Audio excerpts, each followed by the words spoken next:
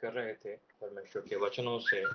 हम लोग बात कर रहे थे प्रभु के वचनों से कि हमें जो हमारे जीवन में प्रत्येक दिन हर एक समय हर एक क्षण जो हमारे को परमेश्वर मौके देता है चीज़ों को चुनने के लिए, चीज़ों का निर्णय लेने के लिए, उसके विषय में हम लोग बात कर रहे थे, अगर आपको याद हो तो।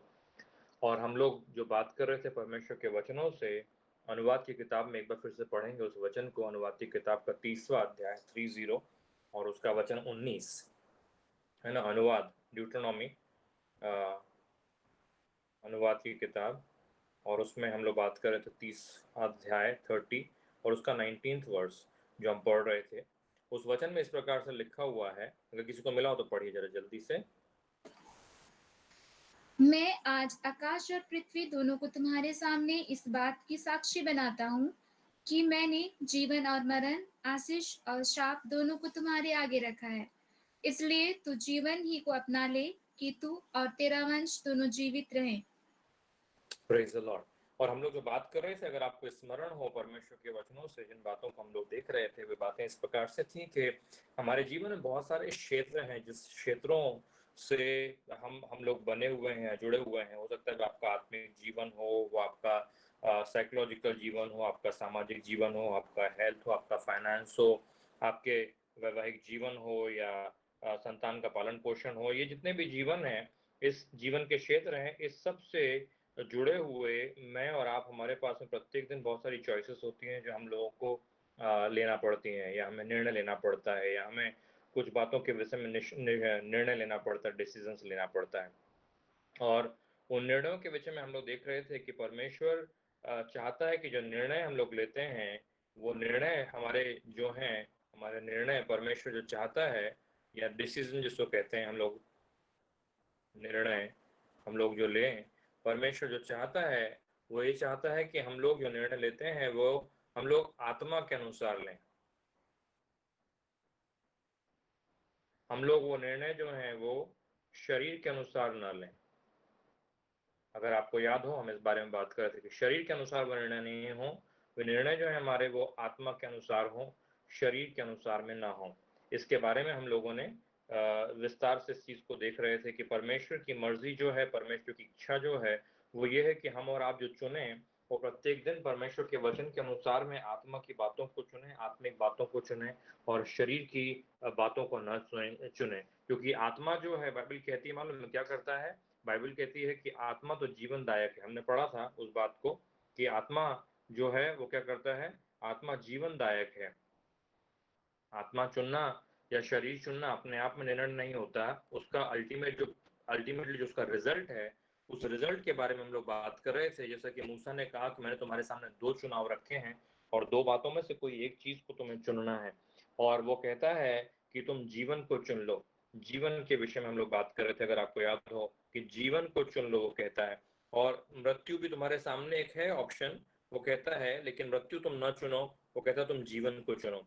और बाइबल मुझसे आपसे कहती है, जो हम पढ़ रहे थे रोमियो की किताब में, रोमी की किताब के 8वें अध्याय के 6वें वचन में, वो कहता है कि शरीर पर मन लगाना जो है वो क्या है? वो मृत्यु को लेकर के आता है, लेकिन आत्मा के पीछे जो मन लगाते हैं, बाइबल कहती है उसमें जीवन है, उसमें आनंद है। तो हम जो चुन रहे हैं, हम लोग क्या चुन रहे हैं? हम लोग स्पिरिट के अनुसार, मतलब आत्मा, आत्मा का मतलब है परमेश्वर की आत्मा के अनुसार में, या हम लोग बात कर रहे हैं शरीर के अनुसार। और शरीर का मतलब आपका हाड़ मांस नहीं है, शरीर का मतलब है इस संसार की इच्छाओं के ऊपर चलने वाला आपका स्वभाव। इसके बारे में हम लोग बात कर रहे थे, अगर आपको याद हो तो। और परमेश्वर के वचनों में हम लोग देखते हैं कि परमेश्वर आपके और मेरे जीवन के हर क्षेत्र में, हर क्षेत्र में चाहता है कि हमारे निर्णय जो है परमेश्वर की इच्छा के अनुसार में हो। ऐसे कौन सा क्षेत्र है हमारे जीवन में जिसके विषय में परमेश्वर हमारे जीवन में भला नहीं चाहता? आप सोच करके देखिए, जब प्रभु हमारे भोजन तक के विषय में कहता है, जब उसको ख्याल था कि मनुष्य क्या खाएगा, तो उसके विषय में भी उसने कहा। परमेश्वर का वचन कहता है कि हमारा कमाना, हमारे कमाने का जो जरिया है कि आप कैसे कमाते हैं, आप क्या चीज़ों से कमाते हैं, उसके विषय में परमेश्वर हमारे से बात करता है और कहता है कि उसकी इच्छा क्या है वो हमारे सामने जाहिर करता है। चाहे आप बात करें आपके जीवन के कोई भी क्षेत्र के विषय में, ऐसा नहीं है कि हम और आप जो हैं हमारे जीवन में आत्मा की बातें, मतलब चर्च की बातें, प्रार्थना की बातें, विश्वास की बातें, वो एक डब्बे के अंदर में रखी हुई होंगी, और इसके अंदर जो चीज़ें हैं वो हम खाली अलग से अलग है, इसके बारे में जीवन में अलग चलेगा। लेकिन हमारे पास में मान लो कि जैसे दूसरा एक कोई डब्बा होगा, और वो दूसरा डब्बा जो है हमारा रोजाना का जीवन है, और उसमें अलग है। हमारे पास में ऐसी चीजें नहीं है कि ये अलग है और ये अलग है। हमारे पास में एक ऑप्शन चर्च करने का, दूसरा ऑप्शन हमारे पास में जीवन जीने का, ऐसा अलग अलग नहीं है। हमारे पास में दो अलग अलग तरह के जीवन नहीं है। परमेश्वर का वचन जो मुझसे आपसे कहता है कि हमारे पास में एक चीज है, एक जीवन है, एक बात है। और परमेश्वर मेरे और आपके जीवन के अंदर में हर तरह के निर्णय, हर तरह की बात में, मतलब मैं परमेश्वर शामिल होना चाहता है। और वो चाहता है कि हम जो निर्णय लें वो हमारे जीवन का हर निर्णय उसकी इच्छा के अनुसार हो, उसकी मर्जी के अनुसार हो, उसकी योजना के अनुसार हो, उसके वचनों में जो बातें लिखी गई हैं, जो हमारे सामने जाहिर की गई हैं, उसके अनुसार हो। याद रखिए, परमेश्वर का वचन बहुत क्लियर है इस बारे में समझना कि कोई भी चीज अपने आप से, अकस्मात से नहीं हो जाती, या कोई भी चीज आपो आप नहीं घटती। परमेश्वर का वचन मुझसे आपसे कहता है बड़ा सुंदर रीति से, उत्पत्ति किताब में ही लिखा हुआ कि परमेश्वर ने मनुष्य को चुनाव करने की जिम्मेदारी दी है। परमेश्वर ने मनुष्य को चुनने की रिस्पॉन्सिबिलिटी, जवाबदारी, या प्रिविलेज कहते हैं अंग्रेजी में, सौभाग्य हिंदी में भाग्य नहीं कहना चाहता हूं मैं, लेकिन जो परमेश्वर ने अच्छा मौका दिया है, मनुष्य को दिया है चुनने के लिए। परमेश्वर का वचन हमने जो अभी हाल ही में पढ़ा था अनुवाद की किताब में 30वें अध्याय में 19वां वचन में, वो कहता है कि जो मनुष्य है, मनुष्य के सामने वो कहता है या तो तू ये चुन ले, या तो तू दूसरी चीज चुन ले।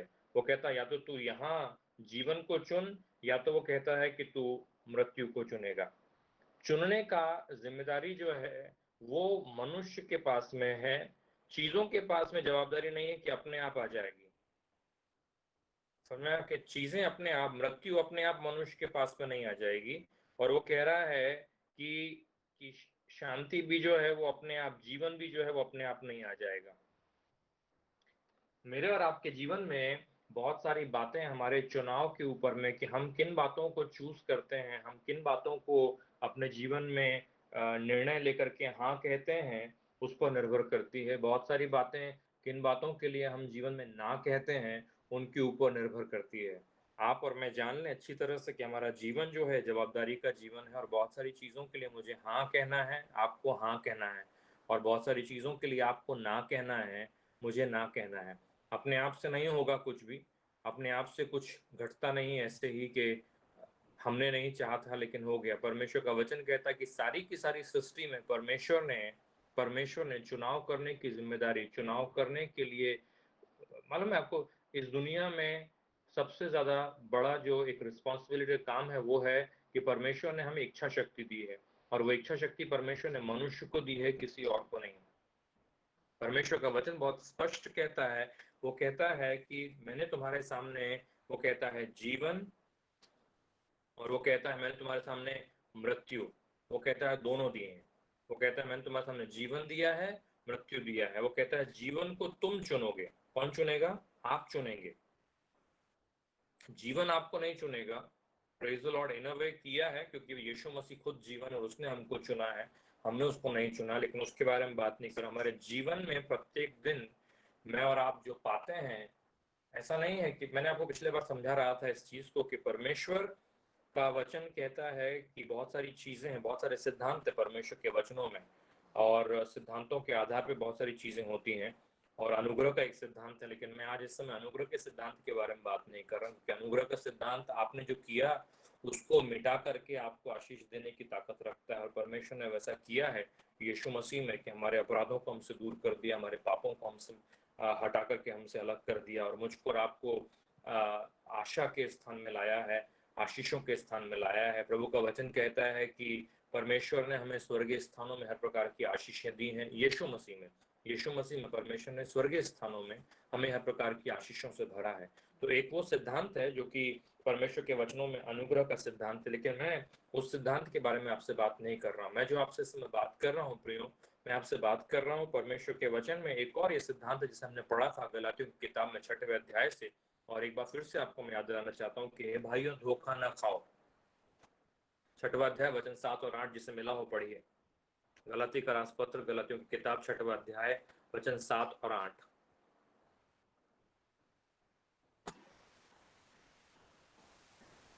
धोखा ना खाओ, परमेश्वर ठट्ठों में नहीं उड़ाया जाता, हाँ, क्योंकि मनुष्य जो कुछ बोता है वही काटेगा।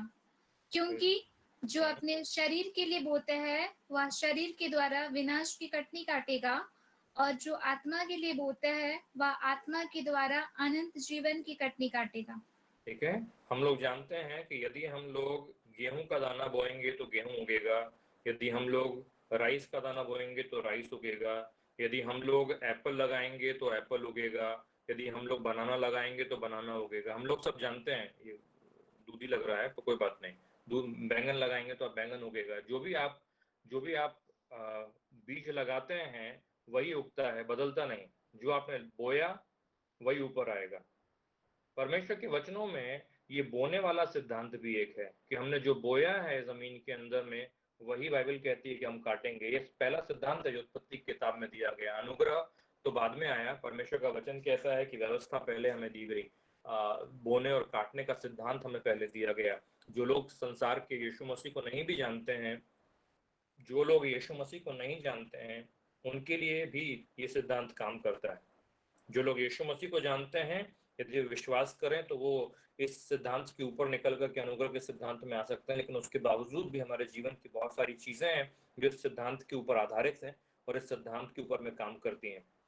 क्योंकि यदि हम कुछ भी मन में जो आए वो करें, मन में आए जैसे समय बिताएं, मन में जैसा आए उसकी इच्छा के अनुसार चलें, और फिर हम कहें कि हे परमेश्वर, तू इसके बदले में हमको अच्छी अच्छी आशीषों से भर दे, तो परमेश्वर, मालूम है, अधार्मिकता को प्रमोट करने वाला परमेश्वर ठहरेगा।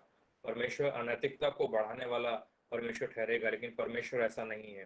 परमेश्वर के वचनों में हम बहुत सारी चीजों को समझ सकते हैं, सीख सकते हैं। लेकिन इस समय यहाँ पर जो मैं बात कर रहा हूँ आपसे प्रियो, बात कर रहा हूँ परमेश्वर के वचनों में ये बोने और काटने वाला जो सिद्धांत है उसके विषय में मैं आपसे इस समय बात कर रहा हूँ। और कलाम यहाँ पे कहता है कि हम जो भी बोएंगे, हम लोग जो भी लगाएंगे, वो कहता है अगर हम ये लगाएंगे तो हमें मिलेगा, अगर हम राइस लगाएंगे तो राइस मिलेगा, यदि हम एप्पल लगाएंगे तो एप्पल मिलेगा, यदि हम बैंगन लगाएंगे तो जो, हे भाइयों, परमेश्वर ठट्ठों में नहीं उड़ाया जाता।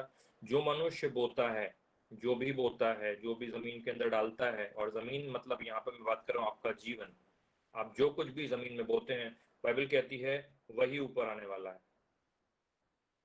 Praise the Lord. परमेश्वर का धन्यवाद हो इस सिद्धांत के लिए। और ये वो बात कर रहा है कि आप और मैं हमारे जीवन में, हम लोग शरीर के अनुसार में जीवन बिता रहे हैं उसके ऊपर में, या हम लोग आत्मा के अनुसार जीवन बिता रहे हैं उसके बारे में वो बात कर रहे हैं। परमेश्वर का वचन जो इस समय कह रहा है, इस सिद्धांत के बारे में जो हमें बता रहा है, वो बात कर रहा है कि हम लोग जो परमेश्वर के वचनों के अनुसार हम लोग कहते हैं कि हम जीवन को जी रहे हैं, हम लोग आत्मा के अनुसार चल रहे हैं या हम लोग शरीर के अनुसार चल रहे हैं, इसके बारे में बात कर रहा है। हम लोग में से कोई भी नहीं चाहता कि हम लोग विनाश काटें। हम में से कोई भी नहीं चाहेगा कि हम लोग मृत्यु को काटें। हम में से कोई नहीं चाहेगा कि हमें अंत में मृत्यु मिले या अशांति मिले। मृत्यु का मतलब सिर्फ शरीर की मृत्यु नहीं है।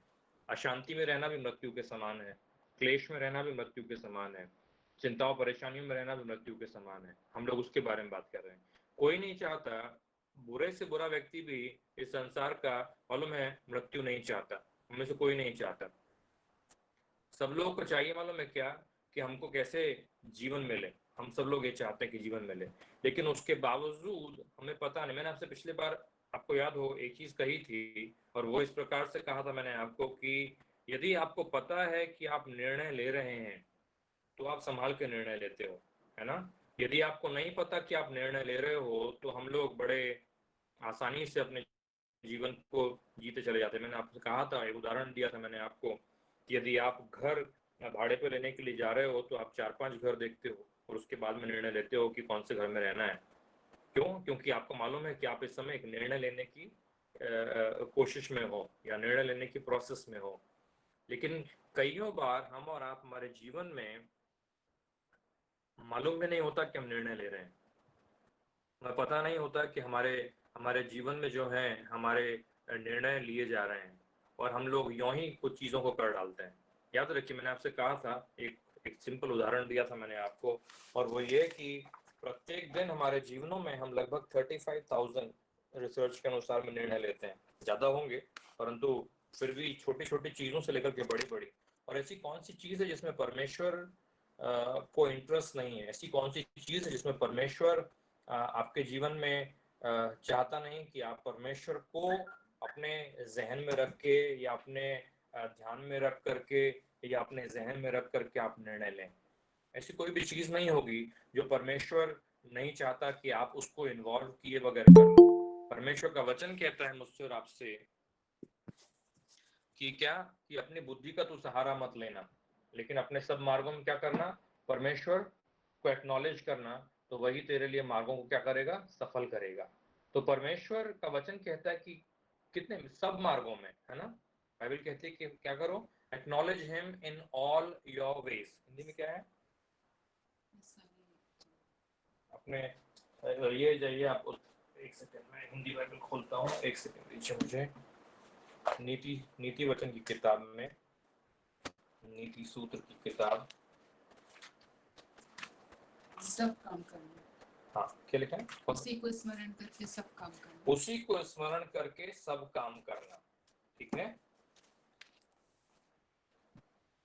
यहाँ पर लिखा हुआ है कि उसी को स्मरण करके, 5वां वचन 3रे अध्याय का, नीति सूत्र 3:5, वो कहता है तू अपनी समझ का सहारा न लेना, वरन अपने संपूर्ण मन से यहोवा पर भरोसा रखना। 6वां वचन, उसी को स्मरण करके सब काम करना। मालूम में क्या कहता है, वो कहता है उसी को स्मरण करके, उसी को स्मरण करके, बाइबल कहती है परमेश्वर को स्मरण करके वो कहता है सब काम करना। एक काम नहीं, दो काम नहीं, सिर्फ प्रार्थना के टाइम नहीं, या सिर्फ चर्च जाने के टाइम पे नहीं, या ऑनलाइन मीटिंग में आने के टाइम पे नहीं। वो कह रहा है कि अपने सब कामों में, और सब मतलब हर एक काम, है ना, हर एक कामों में वो कहता है। तो हमारे जीवन का ऐसा कोई क्षेत्र नहीं जिसमें परमेश्वर की सुइच्छा या परमेश्वर की मर्जी को कंसीडर किए बगैर या जाने बगैर या समझे बगैर हम किसी भी तरह से कोई निर्णय लें। परमेश्वर ऐसा नहीं चाहता। परमेश्वर चाहता है कि आपके जीवन के सारे, अभी हाल ही पढ़ा ना हमने, क्या लिखा वहां पे, सब सब कामों में, है ना, क्या लिखा वहां पे, 6वां वचन, उसी को स्मरण करके सब काम करना। सब काम, सब काम, ठीक है, परमेश्वर का वचन। इसीलिए मैंने आपसे कहा कि हमारे जीवन में बहुत सारे क्षेत्र हैं और इन हर क्षेत्रों के अंदर में परमेश्वर चाहता है कि हम उसको स्मरण करके, उसको ध्यान करके, उसकी इच्छा के अनुसार में अपने जीवनों को चलाएं और बिताएं। पर जो मैं आपसे बात कर रहा हूँ इस समय वो ये कि निर्णय जो हमारे हैं, अगर हम परमेश्वर की इच्छा के अनुसार नहीं ले रहे, परमेश्वर को कंसीडर करके नहीं ले रहे, परमेश्वर की योजना के अनुसार नहीं ले रहे, तो उसे कहते हैं कि हम शरीर के अनुसार, मतलब क्या हुआ वो, उसे हम कहते हैं कि हम शरीर के अनुसार में निर्णय ले रहे हैं। और शरीर के अनुसार निर्णय लेने का मतलब है कि हम परमेश्वर की इच्छा के अनुसार में निर्णय नहीं ले रहे हैं। सिंपल है ना। जो मैं बात कर रहा हूँ वो ये, पहली चीज जो मनुष्य फंसता है मालूम है, एक है मालूम है, स्वार्थ, है ना, आपको दिख रहा होगा, है ना, यहाँ पे पहला चीज जो आपसे कह रहा हूँ, स्वार्थ।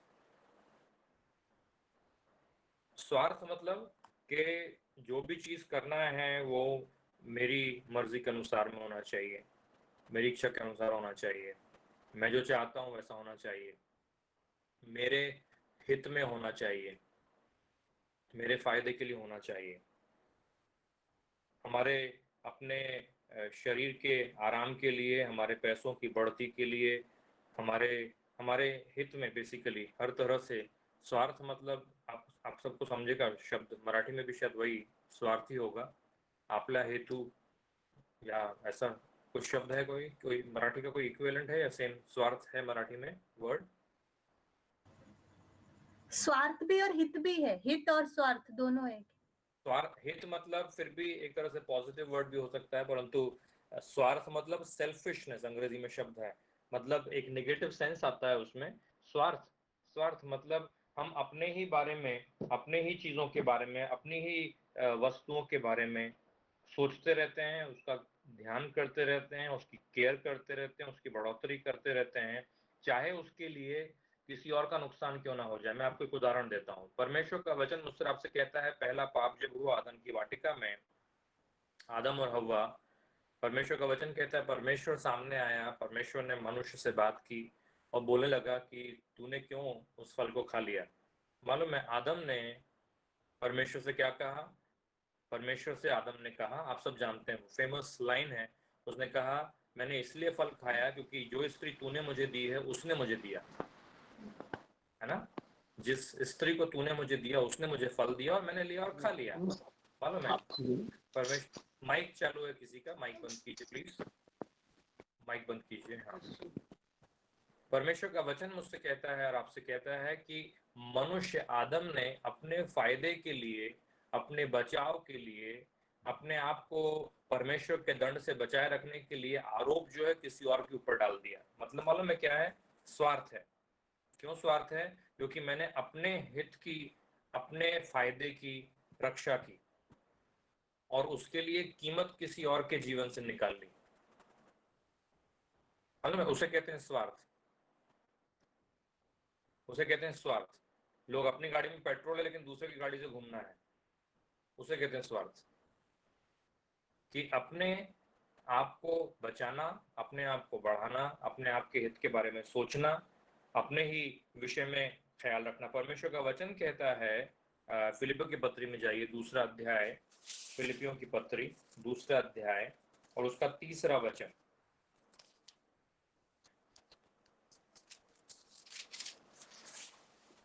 फिलिपियों की पत्री 2 और 3, ठीक है। यहाँ पर लिखा हुआ है, वो कहता है विरोध या झूठी बड़ाई के लिए कुछ ना करो, पर दीनता से एक दूसरे को अपने से अच्छा समझो। अपने दूसरों को अपने से क्या करो कहता है? दूसरों क्या कहता है वो? यहाँ पे कहता है एक दूसरे को अपने से अच्छा समझो। परमेश्वर का वचन बहुत क्लियर यहाँ पे कहता है, मालूम है, वो कह रहा है कि डू नॉट बी सेल्फिश। अपने आप के बारे में ही मत सोचा करो। और जो स्वार्थ है वो आपको अपने ही बारे में सोचने के लिए प्रेरित करता है। मेरा क्या होगा, मेरे लिए क्या है, अगर मैंने किया तो इससे मेरे को क्या मिलेगा, इसमें मेरा क्या फायदा है। मतलब इसे कहते हैं स्वार्थ। और प्रभु यीशु मसीह ने कभी नहीं किया और ना ही उसने कभी चाहा कि स्वार्थ के लिए मनुष्य जिए। उसके खुद के जीवन में मेरे और आपके लिए बड़ा उदाहरण है देखने के लिए और समझने के लिए कि स्वार्थहीन वह जीवन को उसने जिया। उसने अपने आप के लिए कुछ नहीं किया, ना तो अपने आप के लिए उसने दौलत को जमा किया, ना ही अपने आप के लिए उसने प्रार्थनाएं की, ना ही उसने अपने आप को बड़ा किया, ना ही उसने अपने आप को, मालूम है, स्वार्थ के बगैर जीवन को जीना। और आपको शरीर में आप जब कोई कभी भी निर्णय ले रहे होंगे तो उसका प्रतीक है कि आप स्वार्थ के अनुसार सोच रहे होंगे।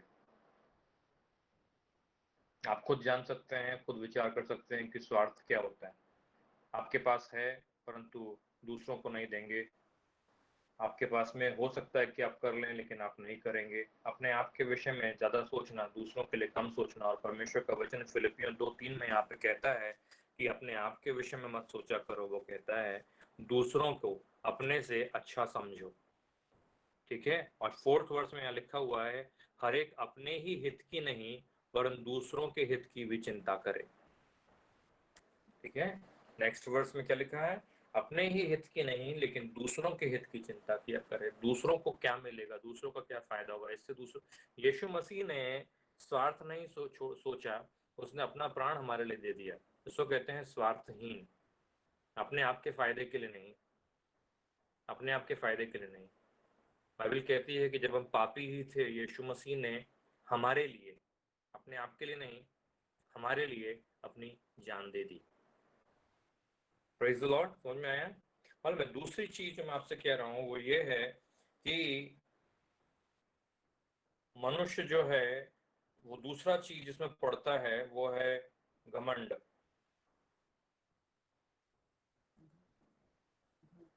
घ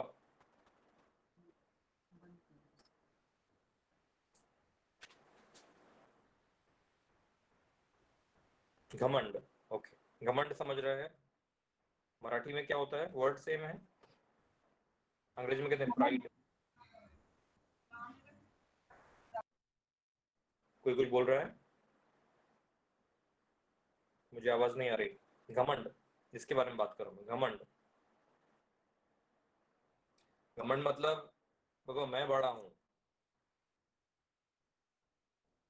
घमंड मतलब मेरे को किसी ने बोलना नहीं चाहिए, मतलब मैं दूसरों से बेहतर हूं, मतलब कि दूसरे जो हैं वो मेरे से छोटे हैं, दूसरों को मेरे से कम ज्ञान है, मेरे को ज़्यादा है।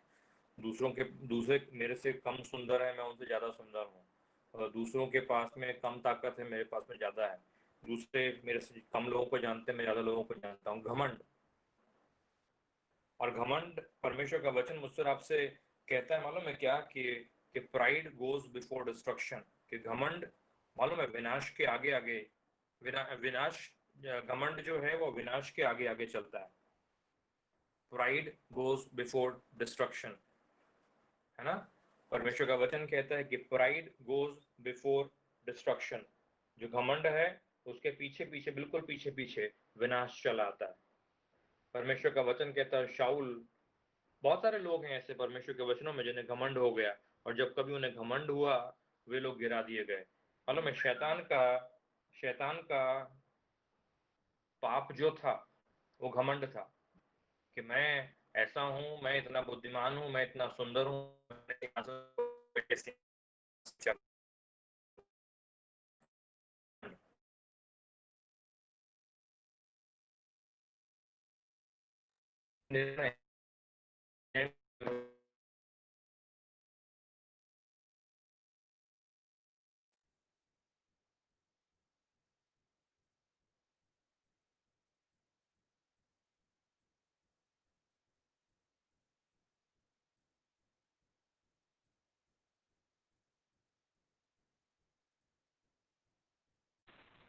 नहीं, आपने जानबूझ करके नहीं किया, क्योंकि आपको जब मालूम होगा तो आप संभाल करके करेंगे उसे।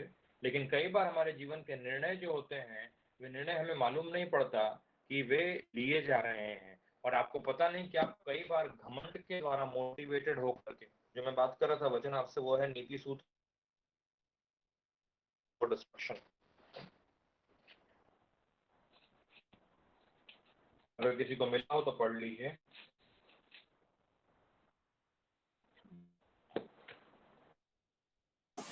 नीति वचन का मराठी कौन किसी सा? को मिला है? पढ़िए अध्याय 18।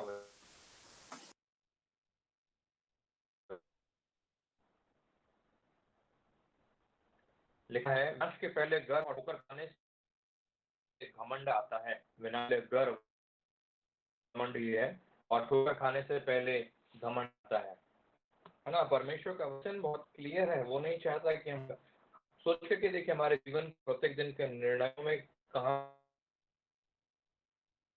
होता है, अपने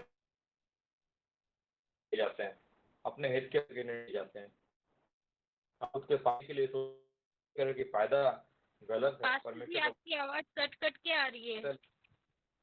अब बात आ रही है मेरी ठीक से? नहीं, रुक रुक के आ रही है, सुनाई नहीं दे रहा। एक सेकंड रुकिए। आवाज ब्रेक आ रहा है। अभी ठीक आ रहा है? हाँ अभी ठीक है।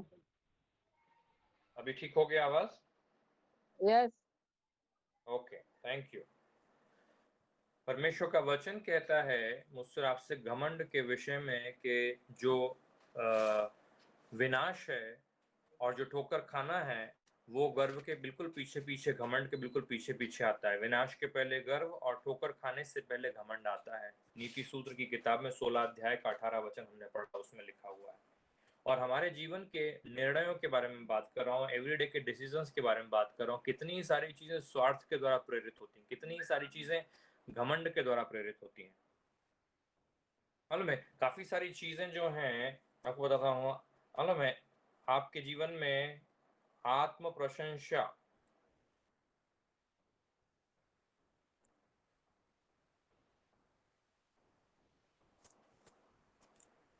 मालूम है, कहने का मतलब है कि दूसरों के सामने मैं ज्यादा महत्वपूर्ण या इम्पोर्टेंट या प्रमुख दिखना चाहिए। सबसे ज्यादा इम्पोर्टेंट आदमी मैं ही हूँ। मतलब दूसरे मुझे ग्रहण करना चाहिए, दूसरे मेरे बारे में अच्छी बातें बोलना चाहिए, दूसरे हमेशा मेरे बारे में ठीक ठीक चीजें बोलना चाहिए। उसे कहते हैं आत्म प्रशंसा, सेल्फ प्रेज। उसके बारे में बात कर रहा हूँ। मालूम है, लोग इसके चक्कर, बाइबल कहती है, मतलब फंदा है दूसरों को पसंद करना, हमारे जीवन के लिए फंदा है। मुझे लगता है 29 चैप्टर में नीति सूत्र में एक वचन है, 1 सेकेंड मुझे दीजिए।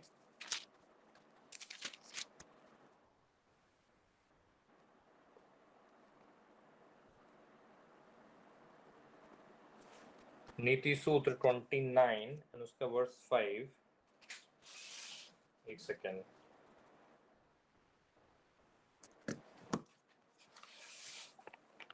नीति सूत्र में मैं आपको बतलाता हूँ, ये वर्स एग्जैक्ट वर्स 29 का 5 होना चाहिए मुझे लगता है। एक सेकेंड। प्रोवर्ब्स, नीति सूत्र, उसका 29 एंड वर्सेस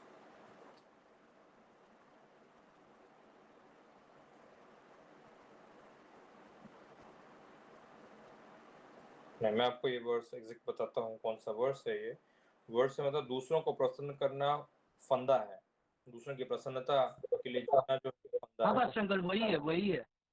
है Anyone who gives false praise to his neighbor is setting a trap for him. Okay, correct. मतलब मैं प्रशंसा जो है, प्रशंसा करना या प्रशंसा करवाना या प्रशंसा के लिए किसी के प्रशंसा के लिए जीना।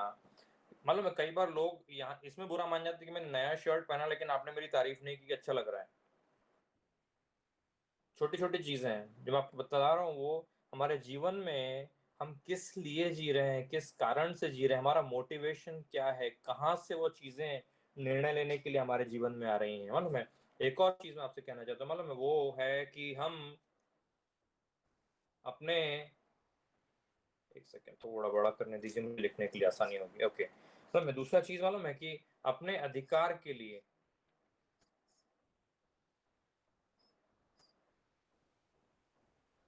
अपने अधिकार के लिए,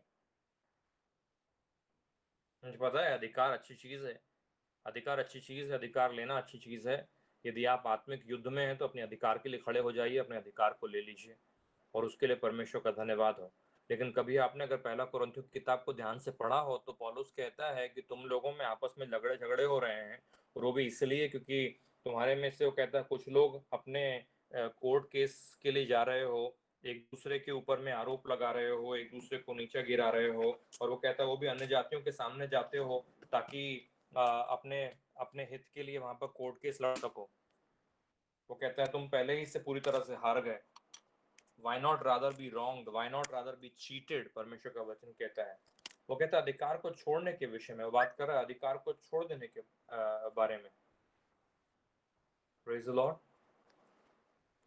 परमेश्वर का वचन मुझको आपको अधिकार लेने के विषय नहीं, अधिकार देने के विषय में, अधिकार छोड़ देने के विषय में उकसाता है। और प्रभु का वचन नहीं आपने पढ़ा है फिलिपियों की किताब के 2 अध्याय में कि परमेश्वर के समरूप होने पर, परमेश्वर का प्रतिरूप होने के बावजूद भी उसने ईश्वरत्व को अपने वश में रखने की वस्तु न समझा, बल्कि उसे हमारे लिए दे दिया और आज्ञाकारी हो गया। यहाँ तक आज्ञाकारी हो गया कि उसने मृत्यु को सह लिया, क्रूस की मृत्यु को। उसने अधिकार रखा नहीं, अधिकार छोड़ करके आया।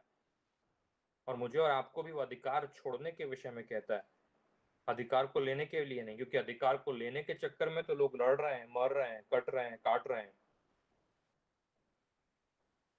परमेश्वर का वचन एक और चीज, मेरे पास समय का अभाव हो रहा है, लेकिन मैं फिर भी आप लोग कहना चाहता हूँ, मालूम है एक और चीज मैं आपसे कहूंगा, मालूम है वो है भय।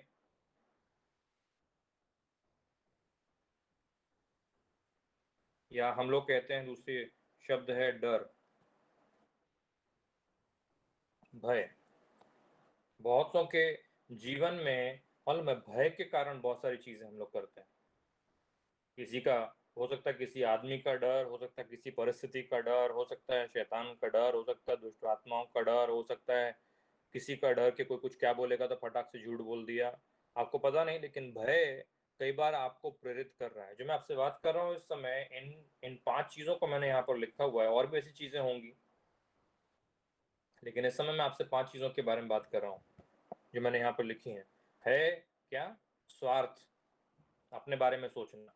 दूसरा हम लोग बात कर रहे हैं घमंड। तीसरा हम लोग बात कर रहे हैं प्रशंसा करवाना खुद की, लोग मेरे बारे में अच्छी अच्छी बातें बोलना चाहिए, नहीं बोलेंगे तो बुरा मान जाएंगे।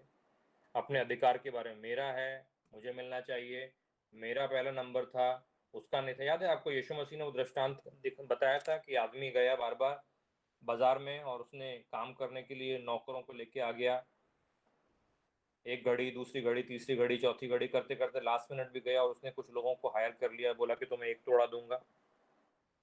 मालूम पहले वाले लोग अड़ गए थे कि हमने दिन भर काम किया, दिन भर धूप हमने सहन की, हमने मेहनत की, हमने पसीना बहा, हमको हमको तूने इनके बराबर कैसे कर दिया। ये लोग लास्ट में आए, इन्होंने आधा घंटा काम किया और जाके उतना ही सैलरी लेंगे जितना हम ले रहे हैं, उतना है क्या? हम लोगों ने मेहनत ज्यादा की, अधिकार, हमारा अधिकार ज्यादा पे है। और बहुत से लोग डर के मारे, भय के बारे में, भय के कारण बहुत सारी चीजों को कर रहे हैं कि लोग क्या बोलेंगे, लोग क्या सोचेंगे, वो मेरे से बुरा मान जाएगा। कभी कभी परिस्थितियों की वजह से डर के मारे, मालूम है बहुत सारी प्रार्थनाएं लोग करते हैं भय के मारे। कई बार बहुत सारी चीजें हम भय के मारे करते हैं, और परमेश्वर का वचन कहता है कि ये सब चीजें जो हैं, स्वार्थ ले लीजिए, घमंड ले लीजिए, आत्म प्रशंसा ले लीजिए, अधिकार ले लीजिए, भय ले लीजिए, मालूम ये सब क्या है? ये सब मालूम है किस चीज का हिस्सा है? ये सारी की सारी चीजें जो हमने अभी हाल ही में देखी, मालूम है ये सारी की सारी चीजें जो हैं, स्वार्थ से लेकर के ये पूरी 5 चीजें, जो और भी होंगी ऐसी चीजें, ये सब चीजें मालूम है शरीर का हिस्सा है। ये सारी की सारी चीजें मालूम है, आपका निर्णय लेना जो है वो शरीर के अनुसार है। आप कभी भी स्वार्थ के अनुसार में निर्णय लेकर के जीवन को नहीं पाएंगे। आपको ये जीवन की बातें, आनंददायक बातें, शांति की बातें मालूम है ये नहीं मिलेंगी। आप घमंड करके निर्णय लेंगे, घमंड के कारण कि मैं ऐसा, मैं वैसा, मालूम है आपको जीवनदायक नहीं। घमंड के कारण बहुतों के रिलेशनशिप्स खराब हो जाते हैं, मसीही भाइयों बहनों में गड़बड़ी हो जाती है घमंड के कारण। मेरी तारीफ होना चाहिए, मैं ज्यादा बड़ा हूँ, मैंने ज्यादा अच्छा बोला, मेरे को ज्यादा मालूम है, मालूम है वो आत्म प्रशंसा, अधिकार, भय, ये सब की सब चीजें मनुष्य को कभी भी मालूम है जीवन के प्रति नहीं ले जाए, क्योंकि आत्मा के अनुसार नहीं है, आत्मा के अनुसार नहीं है। मसीही लोग जो हैं, आप लोग और हम लोग जाकर के कभी, आप जाकर के जादू टोना नहीं करोगे, आप जाकर के मूर्ति पूजा नहीं करोगे, आप जाकर के किसी का कत्ल नहीं करोगे। लेकिन मैं जो बात कर रहा हूँ कि हमारे रोजाना के निर्णय, हमने जो किया वो क्यों किया, हमने जो निर्णय लिया वो क्यों लिया, उसके पीछे जो कारण है, क्या वो स्वार्थ है, विचार करने की बात है। क्या वो घमंड है? आपको मालूम नहीं पड़ेगा, आप प्रार्थना करके निर्णय नहीं ले रहे, लेकिन घमंड के द्वारा प्रेरित, मैं नहीं जाऊंगा, क्यों? क्योंकि वो आज से 6 महीना पहले वो नहीं आया था मेरे यहाँ। ये छोटी छोटी चीजें हैं, मालूम है, छोटी छोटी चीजें। बाइबल कहती है ना, छोटी छोटी लोमड़ियां हैं जो कि द्राक्ष की बाड़ी को बर्बाद कर रही हैं। ऐसी ये छोटी छोटी चीजें हैं जो मसीही जीवन में मालूम है गड़बड़ी को पैदा कर रही हैं। ये सब मालूम है क्या क्षेत्र है? आपको पता है क्या क्षेत्र है? ये सारा का सारा क्षेत्र मालूम है, हमने जो बात कर रहे थे, अगर याद हो आपको अच्छी तरह से, ये सब का सब चीजें जो हैं, ये हमारे प्राण का क्षेत्र है।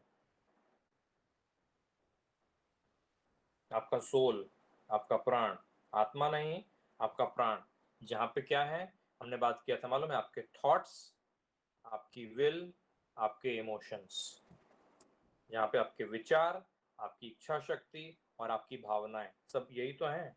विचार है नहीं तो भावनाएं हैं, और इसके आधार पर निर्णय लेते हैं, और जब कभी हम इसके आधार पर निर्णय लेंगे, हम कभी भी आत्मा के अनुसार में निर्णय नहीं ले रहे, हम इसे चूज नहीं कर रहे, आत्मा की बातों को हम चूज नहीं कर रहे। जब कभी हम इन बातों में पढ़ते हैं, कौन सी? स्वार्थ, घमंड, आत्म प्रशंसा, अधिकार और भय। हम तब चुन रहे हैं, मालूम है क्या? शरीर के कामों को। हम ऐसे समय में क्या चुन रहे हैं? हम लोग चुन रहे हैं शरीर के कामों को। और शरीर के काम ऐसे समय में, मालूम है, अगर हम करेंगे या शरीर के अनुसार हम चलेंगे या शरीर के अनुसार हम निर्णय लेंगे, तो ये शरीर के अनुसार निर्णय मृत्यु को ही लेकर के आएगा, जीवन को उत्पन्न नहीं कर सकता। इसलिए इन बातों से बचिए, इन बातों से सावधान रहिए, इन बातों के प्रति सचेत रहिए। आप निर्णय ले रहे हो, आपको पता है, आप सोच समझ के प्रार्थना के साथ में लेंगे, आप उपवास करके आप निर्णय लेंगे, आप परमेश्वर का वचन पढ़ के निर्णय लेंगे। लेकिन हमारे जीवन में रोजाना हम सैकड़ों हजारों निर्णय लेते हैं, और वे निर्णय, वे एक्शन हमारे जीवन के बगैर सोचे हम करते हैं। उसके पीछे क्या है, उसके बारे में विचार करने की बात है। क्योंकि परमेश्वर हमारे जीवन में ऐसी कोई भी बात नहीं, ऐसा कोई भी क्षेत्र नहीं, ऐसी कोई भी चीज नहीं जिसमें उसे संबंध ना हो।